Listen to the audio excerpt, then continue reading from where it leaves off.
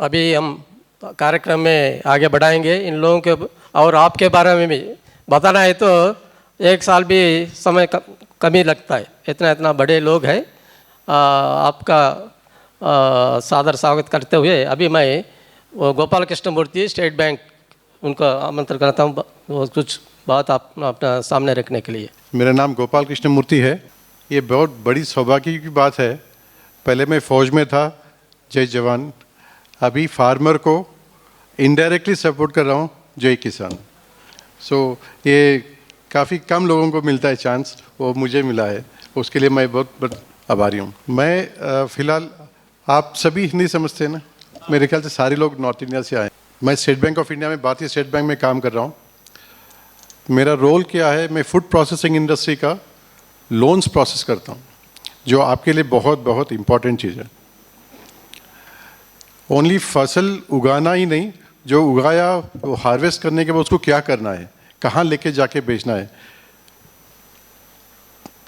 इससे पहले जो फॉर्मेट था, एग्रीकल्चर करने के बाद, हार्वेस्ट करने के बाद जो भी माल प्रोड्यूस हुआ है वो मार्केटिंग को लेके जाके वहाँ बेचने के लिए वो पूरा एमएसएमई सेगमेंट में आता था, बिजनेस सेगमेंट में आता था।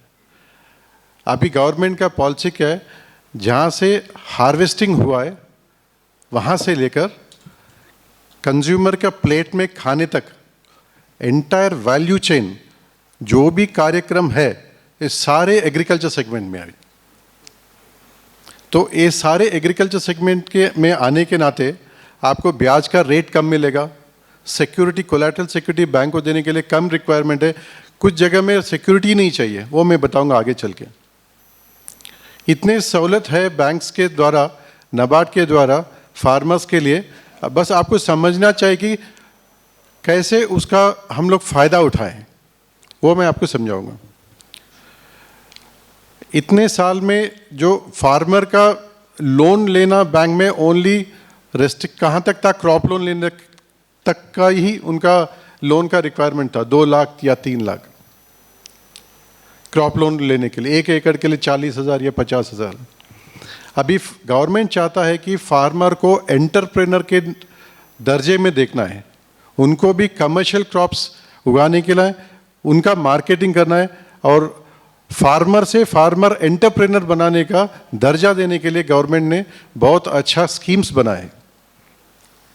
इस स्कीम्स के चलते एग्रीकल्चर इंफ्रास्ट्रक्चर फंड, जो वहाँ लिखा है नाबार्ड का स्पॉन्सर्ड, नाबार्ड का स्कीम है एग्रीकल्चर इंफ्रास्ट्रक्चर फंड। इसके बारे में किसी को पता है सर? किसी को पता है एग्रीकल्चर इंफ्रास्ट्रक्चर फंड? या बहुत कम लोगों को पता है। मैं बताऊंगा। एग्रीकल्चर इंफ्रास्ट्रक्चर फंड में आप हार्वेस्ट करने के बाद, आप फसल काटने के बाद, वहाँ से लेकर आपको मशीनरी प्रोसेसिंग करने के लिए, उस माल को मार्केट तक पहुँचाने के लिए गाड़ी से लेकर, रेफ्रिजरेटर वैन से लेकर, cold storages, warehouses, godowns, ये सभी चीज़ अभी एग्रीकल्चर सेगमेंट में है। इन सभी चीज़ के लिए अप टू 2 करोड़ के लिए तक नाबार्ड सपोर्ट करता है। बैंक, सारे बैंक जो भी एग्रीकल्चर इंफ्रास्ट्रक्चर फंड में फार्मर को सपोर्ट करने के लिए लोन देते हैं, उनका रेट ऑफ इंटरेस्ट फिक्स्ड 9% है। 9% आप लोग बैंक को पे करेंगे, नाबार्ड आपको 3% वापस कर देता है। तो आपको कितना गिरा? 6% का लोन मिला, 2 करोड़ तक। हमने इससे पहले कभी सोचा भी नहीं था कि फार्मर को 2 करोड़ का लोन 6% में मिल सकता है। इस 2 करोड़ का लोन के लिए कोई सिक्योरिटी नहीं चाहिए, कोलैटरल सिक्योरिटी है ही नहीं। आपको CGTMSE एक संस्था है, गवर्नमेंट ऑफ इंडिया का है, उसको 1% का आपको फीस भरना है। वो फीस भी नाबार्ड आपको वापस कर देता है। 2 करोड़ तक 1% का फीस आपको नाबार्ड को पे करना है, CGTMSE को पे करना है।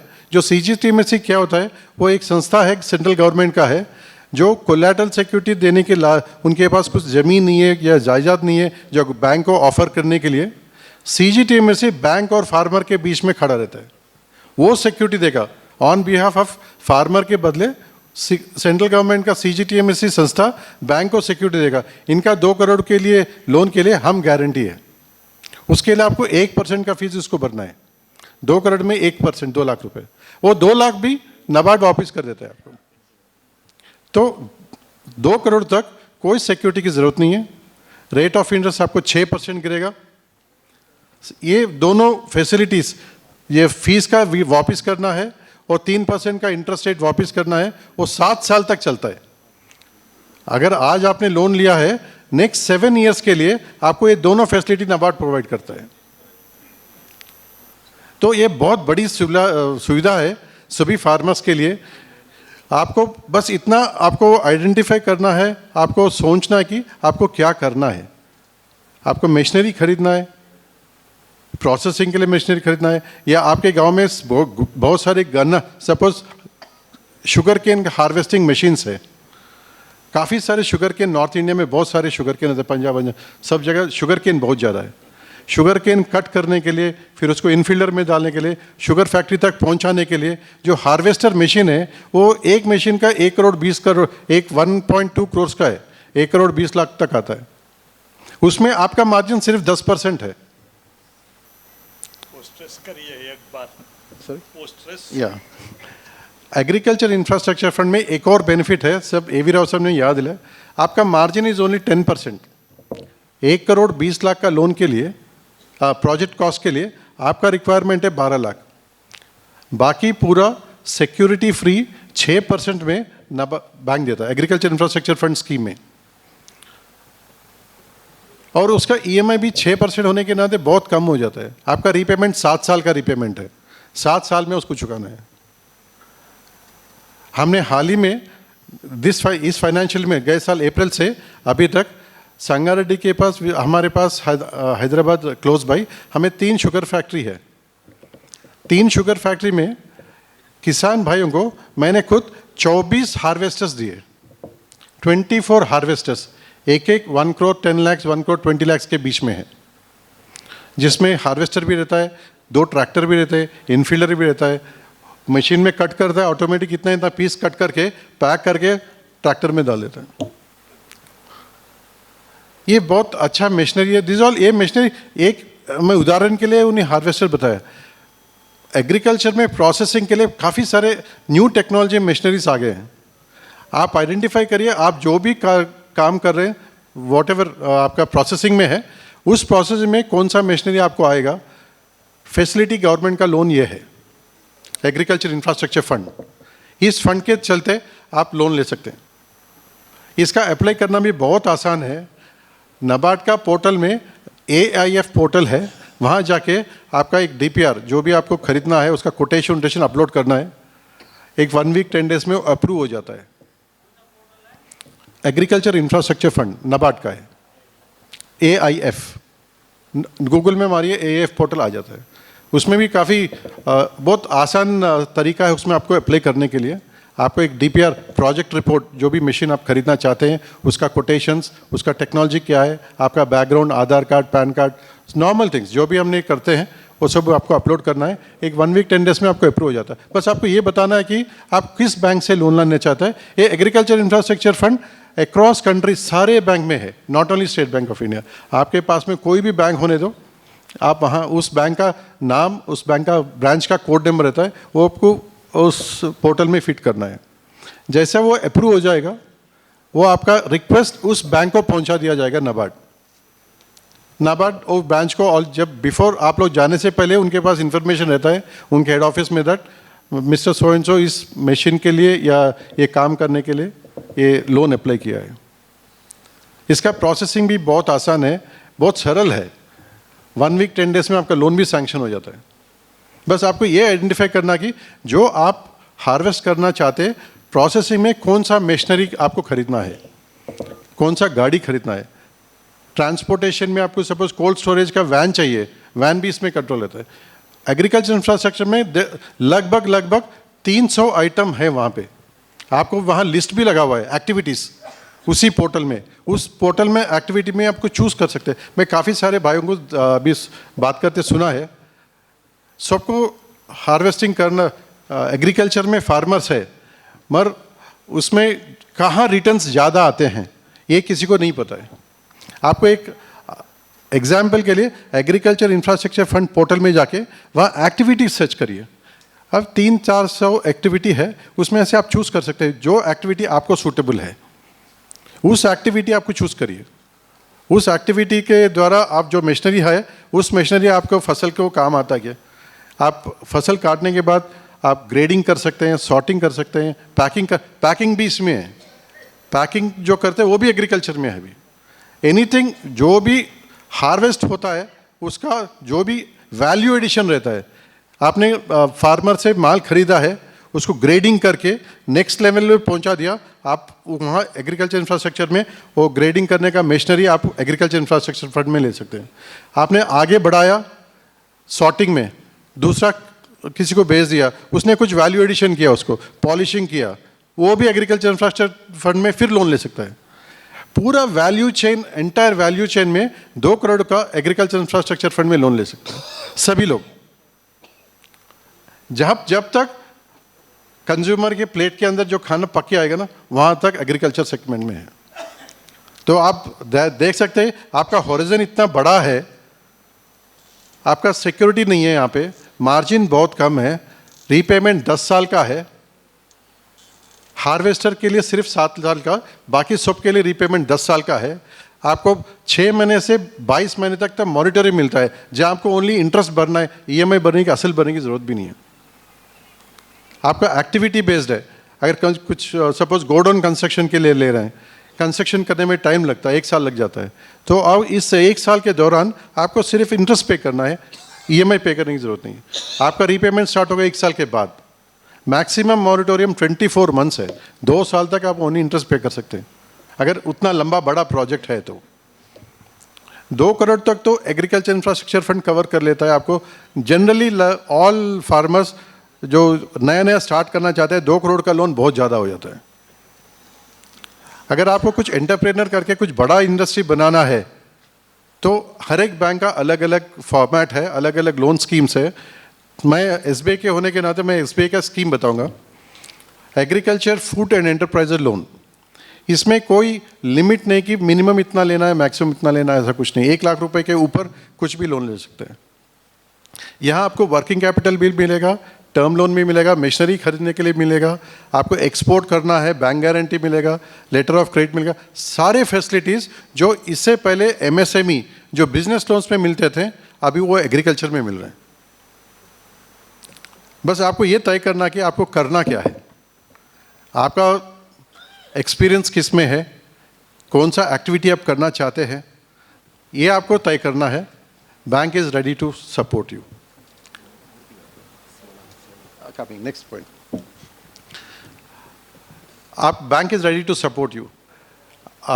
मैं एग्जाम्पल के दौरान बताऊंगा, फूड प्रोसेसिंग में सपोज डेयरी मिल्क है, डेयरी मिल्क ओनली मिल्क निकाल दिया, मिल्क बेच दिया। नॉर्थ इंडिया में बहुत ज़्यादा डेयरी यूनिट्स है, आप डेयरी में पनीर का भी यूनिट ले सकते हैं, चीज़ का ले सकते हैं, मिल्क चिलिंग सेंटर ले सकते हैं, anything related to food products, उसको फूड में बदलने के बाद भी वो भी आइटम एग्रीकल्चर इंडस्ट्री में आ जाता है। ये छोड़ के, दिस इज एग्रीकल्चर, इसको छोड़ के काफ़ी फार्मर्स को नाम एग्रीकल्चर लैंड काफ़ी सारा है, 50 एकड़ है, 100 एकड़ है सबके पास। गवर्नमेंट ऑफ इंडिया चाहता है कि रिन्यूएबल एनर्जी में फोकस करना है। हमको इस बिजली को चलाने के लिए बाय नेचर जो सोलर से आता है उसको चलाने के लिए हमको पावर चाहिए। हम आगे चल के हम 1 यूनिट को 10 रुपये पे करके पावर खरीदने के इतने में ब्रेक इवन नहीं आएगा, इनकम नहीं है उसमें। जो हमारे 50 एकड़ 40 एकड़ ज़मीन है उसमें सिर्फ 5 एकड़ की रिक्वायरमेंट है, 5 एकड़ की ज़मीन 2 मेगावाट यूनिट है, उसको भी अभी गवर्नमेंट ऑफ इंडिया ने एग्रीकल्चर में इंक्लूड कर दिया है। PM कुसुम, प्राइम मिनिस्टर किसान ऊर्जा उत्थान अभियान, इसमें क्या है, आपको 5 एकड़ की ज़मीन में उसको एग्रीकल्चर लैंड को कन्वर्ट करने की ज़रूरत नहीं है, एग्रीकल्चर लैंड ही रहेगा, वो नॉन एग्रीकल्चर में कन्वर्ट करने की ज़रूरत नहीं है। 2 मेगावाट तक का प्लांट है, आपका सिर्फ मार्जिन 15% की मार्जिन है, बैंक 85% लोन देता है। 1 मेगावाट प्लांट लगाना है तो आपको लगभग project cost around 3.5 to 4 crore आता है, 3.5 से 4 करोड़ तक का प्रोजेक्ट कॉस्ट आता है। उसमें 15% आपका मार्जिन है। बैंक विल सपोर्ट 85%, 3 करोड़ तक का लोन मिलता है वहाँ पे 1 मेगावाट को। 2 मेगावाट का यूनिट लगाने तक का कैपेसिटी को एग्रीकल्चर सेगमेंट में ऐड किया है अभी। इससे पहले वो बिजनेस लोन था, सोलर प्लांट सारे बिजनेस लोन्स थे। अभी गवर्नमेंट का डिसीजन है कि अप टू 2 मेगावाट उसको लेके आएंगे एग्रीकल्चर में। अगर आपके जमीन के पास 5 किलोमीटर के दायरे में 5 किलोमीटर के रेडियस में अगर सबस्टेशन है तो आप एलिजिबल है उसके लिए। उसका रिक्वायरमेंट वही है, आपके लैंड से सिर्फ 5 किलोमीटर का रेडियस दूरी में आपको एक सबस्टेशन रहना है, क्योंकि ये जो पावर जनरेट होता है वहां जाके इंजेक्ट करना है। इस 5 किलोमीटर का रेडियस का एक ही रिक्वायरमेंट है उसका। उस रेडियस में जितने भी एग्रीकल्चर लैंड है सारे उसको एलिजिबल है। It is called PM Kusum, prime minister किसान ऊर्जा उत्थान अभियान, महाअभियान, पीएम कुसुम। अर्लियर पीएम कुसुम तेलंगाना में, आंध्रा में नहीं था। राजस्थान, मध्य प्रदेश, उस सारे नॉर्थ इंडियन स्टेट्स में पीएम कुसुम ऑलरेडी है, जिसमें आपको उस स्टेट का डिस्कॉम, डिस्ट्रीब्यूशन कंपनी, जो पावर कंपनी है, आपको 25 इयर्स का पावर परचेज एग्रीमेंट देता है। सो 25 इयर्स आपका इनकम इज गारंटीड। आप जितना पावर जनरेट करोगे 2 मेगावाट का power, that is income is guaranteed. Last 6 months में हमने नवंबर से स्टार्ट किया है। तेलंगाना गवर्नमेंट ने अगस्त में इसको एक्सेप्ट किया है, पीएम कुसुम को तेलंगाना स्टेट में इंप्लीमेंट करने के लिए। ये कुछ इश्यूज थे, सारे रिजॉल्व हो गए। अक्टूबर कभी 2nd वीक में हमने स्टार्ट किया लोन देना है। अक्टूबर से लेकर कल फरवरी 28 तक state bank of India Telangana ने 500 करोड़ दिया, हमने 500 करोड़ दिया है। सो मेनी फार्मर, इतने सारे फार्मर्स है, जमीन है, खाली पड़ा है। आपको पीएम को सोलर एनर्जी में आपको कुछ करना नहीं है, उसको साफ रखना है, उसको सिक्योरिटी देना है थोड़ा, बस। वो अपने ऊपर वाला है, वो देगा, जनरेट होगा, पावर चला जाएगा। गोपाल कृष्ण जी, मैं इंटरप्रेट करना चाहूँ। यहाँ जो बैठे हुए लोग हैं तेलंगाना छोड़ के अदर स्टेट के हैं। हाँ, छत्तीसगढ़, एमपी, यूपी, पंजाब, सभी स्टेट के लोग हैं। तो ये योजना अन्य स्टेट में भी अवेलेबल है क्या? Yes sir, Telangana is the last state to accept. ये सारे स्टेट्स ऑलरेडी एक्सेप्टेड है। अगर आपके स्टेट्स में अगर पीएम कुसुम में आपने इन्वॉल्व नहीं है तो काइंडली उसके भी ध्यान दीजिए, उस प्रोजेक्ट को भी स्टडी करिए। PM Kusum is across the country, कोई भी कंट्री स्टेट में, only Telangana was the last. पहले अभी तक एक्सेप्ट नहीं किया, अभी एक्सेप्ट किया है, लास्ट है Telangana. I am sorry, Telangana is the last state to accept, बाकी स्टेट्स में ऑलरेडी है। तेलंगाना में पर यूनिट 3 रुपये 13 पैसा पे कर रहे हैं। आई थिंक मध्य प्रदेश में 2 रुपीज़ 90 पैसे है, राजस्थान में 2 रुपीज़ 70 पैसे पर यूनिट है। जो रेट फिक्स हुआ है दैट रेट वो 25 साल के लिए वो रेट रहेगा, आगे चल के वो रेट और कम हो जाएगा। काफ़ी सारे प्लेयर्स आ जाएंगे, सब पे कॉम्पिटिशन हो जाएगा। जो जितना जल्दी उसमें एंटर करेंगे आपका रेट फिक्स है आगे 25 साल के लिए। सो पावर जनरेशन भी अभी एग्रीकल्चर इंफ्रास्ट्रक्चर फंड में भी इंक्लूड किया है। अगर 1 मेगावाट का ले रहे हैं 2 करोड़ तक एग्रीकल्चर इंफ्रास्ट्रक्चर फंड का बेनिफिट मिलेगा, जो मैंने पहले बताया आपको। वो 3% का इंटरेस्ट वापस मिलेगा, कोलैटरल सिक्योरिटी नहीं चाहिए, 1% का फीस पे करना है। वो फैसिलिटी सभी पीएम कुसुम को भी मिल गया। इससे पहले वो बिजनेस में था। इसको छोड़ के अगर आपको कोई डाउट्स है तो पूछ सकते हैं।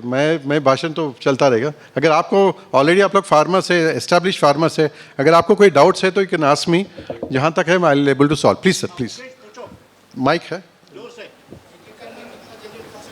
जैसे आप बता रहे हैं योजनाएं, हाँ जी, ये हम किसानों को सुनने में अच्छा लगता है। हाँ जी, जब हम आपके पास जाते हैं बैंक ऑफिस, तो उसका जो डॉक्यूमेंट होता है इतना बड़ा दिखा देते हैं कि किसान उसको देख के एक नर्वस हो जाता है। ठीक। दूसरा, हर किसान के पास केसीसी है, बैंक वाला सिक्योरिटी के रूप में आपके पास लोन है कि नहीं पूछता है। और जब हर किसान के पास लोन है तो लोन दूसरा नहीं देता। ओके, समझ गया। ये एक कॉमन प्रॉब्लम है, ये सभी जगह सभी स्टेट में। वो कोई किसी स्टेट के लिए किसी फार्मर के स्पेसिफिक नहीं है, ये सभी फार्मर्स के लिए कॉमन प्रॉब्लम है। उसका सुझाव मैं बताऊंगा। एक इसमें सारे प्रॉब्लम आसान हो जाए, आंसर हो जाएंगे, एक ही क्वेश्चन में आंसर हो जाएंगे। अच्छा क्वेश्चन पूछा इसने। ऐसा भाई साहब कि जो लघु किसान है, हाँ सर, उनके लिए प्लांट कहाँ से सक्सेस होगा? क्या सर? एक लघु किसान जो है, जो छोटे किसान छोटे स्मॉल फार्म, या कोई बात नहीं, वो बताएंगे। या पूलिंग है। फर्स्ट ऑफ ऑल आपका नाम सर, शुभ नाम? मुकेश चौधरी, छत्तीसगढ़। या छत्तीसगढ़, बहुत अच्छा है, मुकेश चौधरी जी। या आपका नाम यहाँ तक स्टेज में भी पता है सब लोगों को, सो यू आर एंटरप्रेन्योर है। आजकल मार्केट में हमको अपना आइडेंटिटी मालूम होना चाहिए मार्केटिंग करने के लिए। मार्केटिंग करने के लिए आइडेंटिटी होना चाहिए। या आपका प्रॉब्लम बताता हूँ मैं। ये प्रॉब्लम सभी जगह आता है, सभी बैंक्स में आता है, सभी कस्टमर्स के पास आता है। फार्मर को इतना नॉलेज नहीं रहता कि इतने सारे बुक्स पढ़े, कितने rules and terms and condition पढ़ना है, समझना है, ये बस की बात नहीं, हमारी बस की बात नहीं। आप क्या बोलोगे? हम भी नहीं कर सकते। इसके लिए अच्छा तरीका क्या है? जो भी आपको प्रोजेक्ट करना है, एक बैंक पूछता है कि डिटेल प्रोजेक्ट रिपोर्ट, डीपीआर जिसे कहते हैं, डीपीआर डिटेल प्रोजेक्ट रिपोर्ट।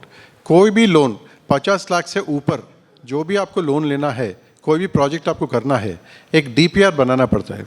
वो डीपीआर कौन बनाता है? अगर आप पढ़े लिखे हैं आप खुद बना सकते हैं। डीपीआर का फॉर्मेट सब जगह मिले हैं। अगर नहीं कर सकते, कोई भी चार्टर्ड अकाउंटेंट बना के देगा, बहुत कम पैसा, 1500, 20, 2000 तक लगता है। वो डीपीआर डिटेल प्रोजेक्ट रिपोर्ट, आपको क्या करना है उसको बताना पड़ेगा। ये डिटेल प्रोजेक्ट रिपोर्ट में सारे चीज़ जो बैंक को चाहिए वो सारे उस किताब में आ जाएंगे। इट्स ए 15-20 पेज का डॉक्यूमेंट है डीपीआर। बैंक पूछता है, वही पूछता है आपसे, आपको पूछा क्या करना चाहते हैं, लिख के दो। आप एक कागज़ में लिखो, मेरी ज़मीन है, ये करूँगा, समझ में नहीं आएगा। डीपीआर जो चीज़ है जो बैंक को चाहिए लोन प्रोसेस करने के लिए, उसमें डीपीआर में क्या रहता है बताता हूँ। डीपीआर में आप क्या करना चाहते हैं, क्या मशीनरी करना चाहते हैं, इस मशीनरी और लोन कितना लोन लेंगे, इस लोन का ब्याज कैसे भरेंगे, इसके ऊपर इनकम कितना आएगा, अगर उसको इस्तेमाल करेंगे लोन लेके उसके ऊपर इनकम कितना आएगा, आप ईएमआई भर सकोगे नहीं की। कोई भी बैंक लोन देते वक्त ये नहीं सोचता कि आप दूसरे बिजनेस से लेके आके ये लोन भरो, ये नहीं सोचता कोई बैंक। बैंक यही सोचता कि जिसके लिए हम लोन दे रहे हैं उसी एक्टिविटी से आपको ईएमआई भरना है, वो हम देखते हैं। कोई भी बैंक वही देखता है। आपको हो सकता है दूसरे 3-4 बिजनेस हो, अगर ये नहीं चल रहा उसमें से लेके आके पैसे इसमें भरे हो, बैंक वो नहीं चाहता है। जिसके लिए लोन दे रहे हैं उससे ही इनकम आना है, उससे ही ईएमआई भरना है, वो हम वो ही देखते हैं। उसके लिए आपको एक कोई चार्टर्ड अकाउंटेंट, आपके लोकेशन में चार्टर्ड अकाउंटेंट है, उनसे एक डीपीआर बनवा लीजिए, डिटेल प्रोजेक्ट रिपोर्ट। ये डिटेल प्रोजेक्ट रिपोर्ट कोई एक ट्रैक्टर खरीदने के लिए भी चाहिए, एक बड़ा इंडस्ट्री रखने के लिए भी चाहिए, किसी भी काम के लिए बैंक को लोन अप्रोच करने वक्त डीपीआर इज़ मस्ट। आप डीपीआर के साथ एक एप्लीकेशन अर्जी लेके जाइए, बैंक में दीजिए, आपका 50% प्रॉब्लम सॉल्व।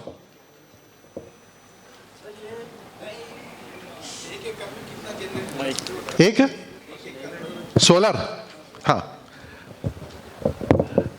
पीएम कुसुम में मिनिमम 500 किलोवाट से 2 मेगावाट तक का बैंड है।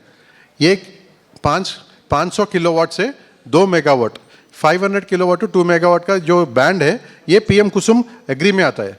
उससे कम नहीं, उससे ज़्यादा नहीं।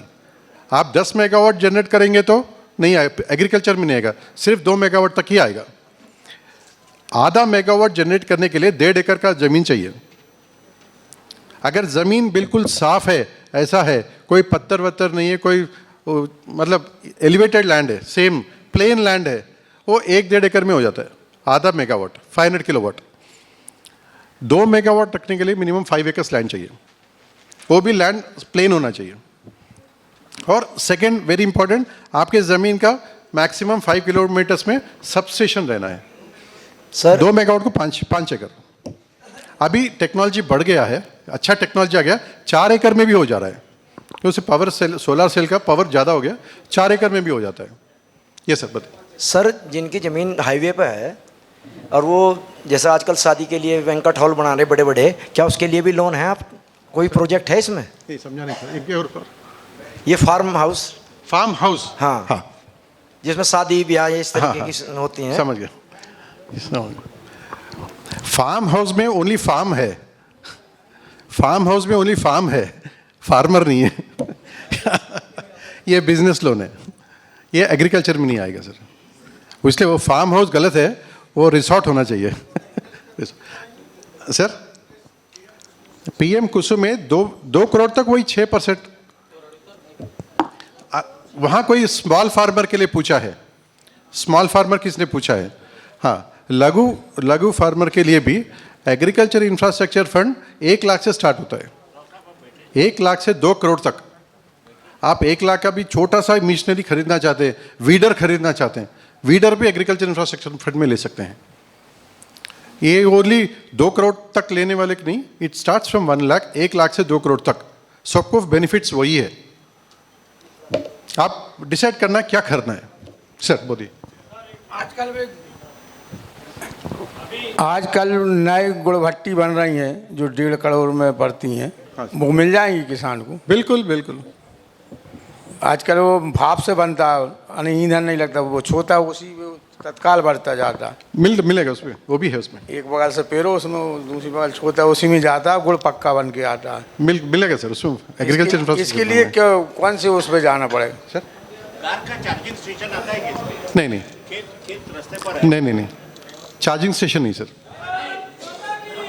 जय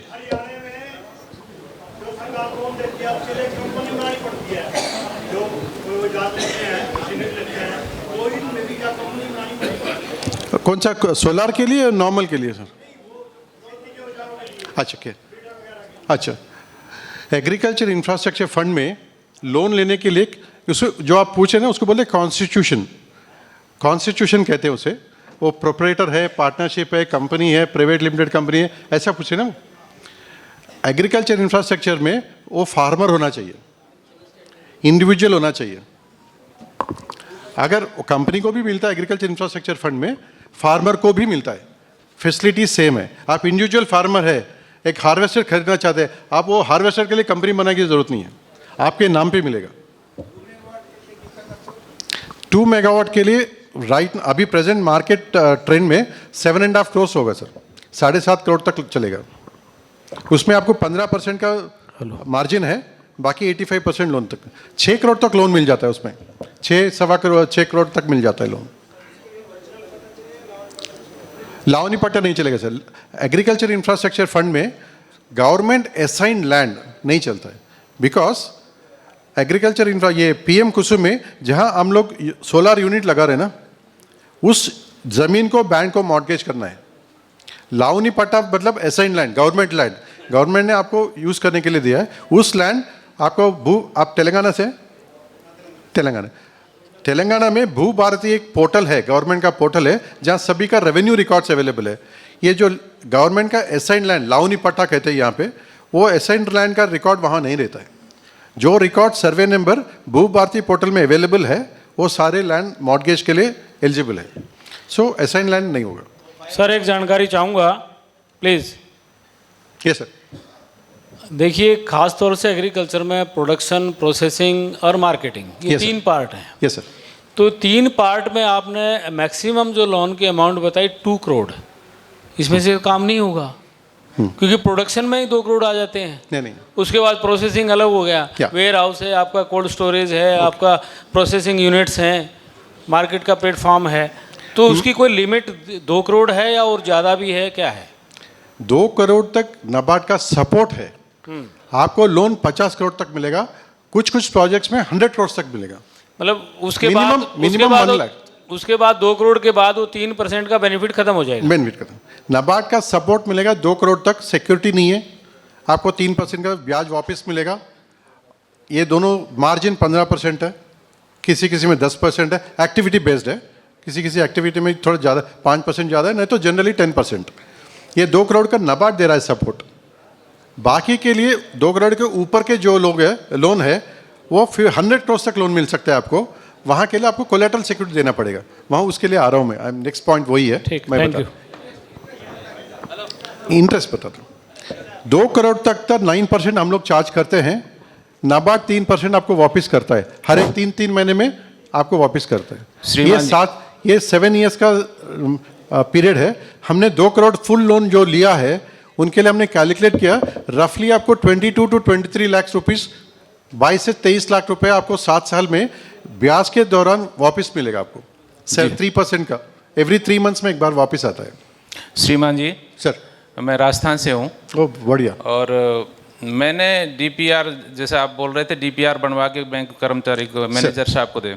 मैंने 30 लाख का प्रोजेक्ट बनवाया। एक्टिविटी क्या है सर? फूड प्रोसेसिंग का, वैल्यू एडेड सेवा है, जैसे अच्छा, मस्टर्ड ऑयल है, हाँ, फ्लोर मिल्स है, पैकेजिंग है, ऐसा बना के दिया। Nice nice. वो सारा मार्केटिंग जो था सारा लगा के दिया, उसमें वैल्यू सारी चीज़ मशीनरी की। तो वो मैनेजर बोलता है भाई हमें मॉर्गेज के लिए आपको सिटी में लैंड चाहिए आपकी। लोन लोन कितना सर? लोन 30 लाख का। नहीं, नॉट रिक्वायर्ड। 2 करोड़ तक तो सिक्योरिटी नहीं चाहिए। नहीं, वो करता ही नहीं साहब, बहुत सारा प्रयास किया मैंने इधर उधर से। वो नहीं, जनरली पूछें, उनको बताइए कि एग्रीकल्चर इंफ्रास्ट्रक्चर फंड में ही चाहिए लोन। एग्रीकल्चर इंफ्रास्ट्रक्चर फंड में 2 करोड़ तक तो सिक्योरिटी पूछ ही नहीं सकता बैंक वाले। डीपीआर में उसने सीए ने कह दिया ना कि फूड प्रोसेसिंग के लिए है। हाँ, तो फिर क्यों नहीं कर रहा है वो? कौन से बैंक में सर? वो बैंक ऑफ बड़ौदा है, राजस्थान ग्रामीण बैंक। अच्छा, कोई बात नहीं। आपको उनको बताइए मेरा लोन एग्रीकल्चर इंफ्रास्ट्रक्चर फंड में, पहले आपको पोर्टल में अप्लाई करिए। फर्स्ट ऑफ ऑल आपने पोर्टल में अप्लाई करिए, पोर्टल से अप्रूवल लीजिए। नाबार्ड अप्रूवल कर देता है, 1 वीक 10 डेज में अप्रूवल हो जाता है। उसी ब्रांच का जहां आपको डीपीआर सबमिट किया ना, उसी ब्रांच का नाम लिखिए, उसका ब्रांच का कोड नंबर लिखिए, वो ऑटोमेटिक वो आपने जो एप्लीकेशन ना उस ब्रांच को फॉरवर्ड हो जाता है। उसको करना ही पड़ेगा जी, ठीक। आपको फर्स्ट ऑफ ऑल पोर्टल में अप्लाई करना है। आप पोर्टल में अप्लाई करिए, आपको एक एक्नॉलेजमेंट नंबर आएगा, 10 दिन में आपको अप्रूवल मिलेगा, आपको मेल में आएगा। उसके साथ अप्लाई करिए डीपीआर। मुझे एग्रीकल्चर इंफ्रास्ट्रक्चर फंड में सीजीटीएमएससी कवरेज चाहिए। सीजीटीएमएससी कवरेज जैसे पूछेंगे कितना 35 लाख का प्रपोजल ना, आपको सिर्फ 1% का फीस भरना है। 1%, वो 1% फीस भी आपको ड्यूरिंग द ईयर आपको वापस मिल जाएगा। आप पहले पोर्टल में अप्लाई करिए, then you talk to him. कोई मना नहीं कर सकता। सर एनएलएम या sir NLM I come sir, मैं बता दूंगा। सर अपने क्षेत्र में सर, हाँ या good, very good point sir. Sir मेरा छूट गया सर। हम उत्तर प्रदेश, चूँकि वह धान उत्पादक हम लोगों का जिला है सर, हम चाह रहे हैं कुछ में स्टार्टअप डालें। तो अपने क्षेत्र में सफ़ेद जो चावल उसको अरबा बोलते हैं। ओके। जबकि मार्केटिंग जो है फाइन वो सिल्की और हाफ स्टीम की चल रही है। हाँ। तो उस समय मार्केट मिल नहीं पाती है। तो क्या ये हम चावल बना करके उसमें एग्रीकल्चर सपोर्ट ले सकते हैं बैंक से? बिल्कुल ले सकते हैं। यही बात आप वो जो चावल उगाते हैं ना, जी हाँ, उसको वैल्यू चेन में डालना पड़ता है कि आपका क्वालिटी ऑफ द चावल जो भी आप उगाते हैं उसको आप इस सिल्की चावल बनाना चाहते हैं। हाँ। उसको आप प्रोसेसिंग करते हैं। जी। ये पूरा आइटम जो मशीन चाहिए उसके लिए, वो मशीन पूरा एग्रीकल्चर में आएगा। Okay sir. Agriculture infrastructure fund में ही आएगा। ठीक। आपको बेनिफिट सब मिलेगा उसमें। काफ़ी सारे इधर तेलंगाना में काफ़ी सारे यूनिट्स है जो मोटा राइस बनाते हैं, उसको पतला पतला पतला करके उसमें कुछ न्यूट्री कुछ नहीं रहता है, देखने में अच्छा है वो बनाते हैं। तो उसके लिए है सर। हाँ सर, आपने सिविल के लिए पूछा ना। सिविल में सर एग्रीकल्चर इंफ्रास्ट्रक्चर फंड में आपको बेनिफिट लेना है तो लास्ट 12 महीने में आपको कोई भी इंस्टॉलमेंट, कोई भी लोन का इंस्टॉलमेंट 60 डेज से ज़्यादा डिले नहीं होना। डीपीडी कहते हैं, डिलेड पेमेंट ड्यूज। कोई भी इंस्टॉलमेंट गए 12 महीने में 60 डेज से ज़्यादा नहीं होना चाहिए, डिले नहीं होना चाहिए कोई भी instalment. That is number 1 condition. Number 2 condition, आपके सिविल में write off settlement, compromise, NPA हो गया, कोई लोन लिया, ऐसे एंट्रीज नहीं होना चाहिए सर। ऐसे एंट्रीज रहने से क्या होता है, आपका सिविल रिपोर्ट में सिविल स्कोर बढ़ जाता है। मगर ये एंट्रीज जो होते हैं ना सर, ये बैंक वाले ये समझते हैं कि आगे चल के ये लोन को ऐसा नहीं कर सकता क्या, वो एक थॉट प्रोसेस हो जाता है। फर्स्ट ऑफ ऑल रिक्वायरमेंट क्या, लास्ट 12 महीने में डीपीडी नहीं रहना और राइट ऑफ सेटलमेंट ऐसा कुछ रहना है। अगर ऐसा कुछ है, आपके सिविल में कुछ राइट ऑफ है, सेटलमेंट है, कॉम्प्रोमाइज एंट्रीज है या कोर्ट केस एंट्रीज है, आप जाके उस बैंक से आप जो भी पैसा भरना है, वो छोटा मोटा अमाउंट होगा मेरे ख्याल से 20-25 हज़ार के लोग इतना बड़ा राइट ऑफ लिख देते हैं, वो अमाउंट भर दीजिए, न्यू ड्यू सर्टिफिकेट लीजिए, फिर सिविल पोर्टल में जाके ये न्यू ड्यू सर्टिफिकेट उसमें आप सबमिट करिए, वो एंट्री निकल जाता है वहाँ से। आप सिविल को अप्रोच कर सकते हैं। मैंने जो भी राइट ऑफ किया है बहुत पहले, जब मेरा फाइनेंशियल स्टेट ठीक नहीं था, अभी मैंने भर दिया, बैंक ने मुझे एनओसी दे दिया है, उसको अपडेट करने के लिए आप सिविल में डाल सकते हैं। सिविल वाले 2 महीने का टाइम लेते हैं, 2 महीने में आपको राइट ऑफ निकल जाते हैं वहाँ से, then you will become eligible.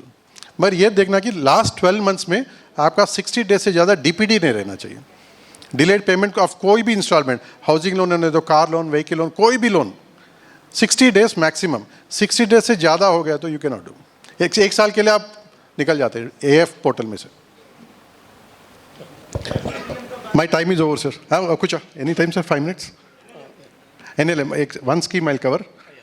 NLM scheme ये नेशनल लाइफ स्टॉक मिशन है।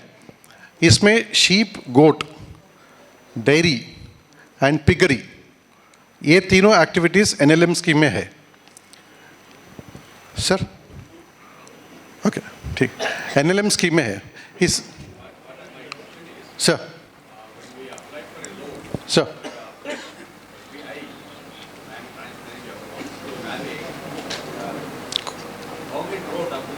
Okay, collateral, okay I tell you. NLM scheme में जहां आप यूनिट रखना चाहते हैं, first of all that unit is to be converted to non agriculture land. Non agriculture land convert करने के बाद you should have access road to the main road. Your land can not be lockwood land. अगर पूरा सब agriculture land है, बीच में आपका land है, there is no access to road. हाँ एक्सेस रोड इज इनफ। नहीं, access road is required. Main road से आपका यूनिट पहुंचने तक एक्सेस रोड चाहिए। If access road is there, 30 feet 40 feet road है, या एटलीस्ट वो बैलगाड़ी जाने का रास्ता है, that is enough. That should be available in the plan. जो आपका वैल्यूअर जो वैल्यूएशन करते हैं ना, वो प्लान में रहना चाहिए। अर्लियर NLM स्कीम में it is 50-40-10, 50-40-10, 50% subsidy subject to maximum 50 lakhs। Okay, 1 crore project cost में 50 lakh subsidy, 40 lakhs loan, 10 lakhs margin money. अभी हाल ही में गवर्नमेंट ने उसको चेंज कर दिया, 90-10 कर दिया है। 90% लोन, 10% मार्जिन। ओके, ये 90% लोन मतलब 90 lakhs लोन मिलेगा। जब भी गवर्नमेंट आपको सब्सिडी रिलीज करेगा, वो आके लोन में गिरेगा, सो दैट जब प्रोजेक्ट खत्म हो जाएगा, कमर्शियल ऑपरेशन स्टार्ट होगा, your loan will come down to 40 lakhs। Because subsidy आने में लेट होगा, जब तक सब्सिडी नहीं आएगा बैंक वाला लोन इशू नहीं करेगा, दोनों मिलाकर आपको देंगे, प्रोजेक्ट ऑटोमेटिकली डिले हो जाता है। सो नाउ रीसेंट गाइडलाइंस क्या है, 90% loan as and when subsidy जब भी गवर्नमेंट देता है तब तक you will pay interest, but loan में आके गिरता है। कमर्शियल ऑपरेशन होने तक आपका 50 lakhs आ जाता है, loan amount will come down to 40 lakhs। Sir phone number दे दीजिए, लोग बाकी 970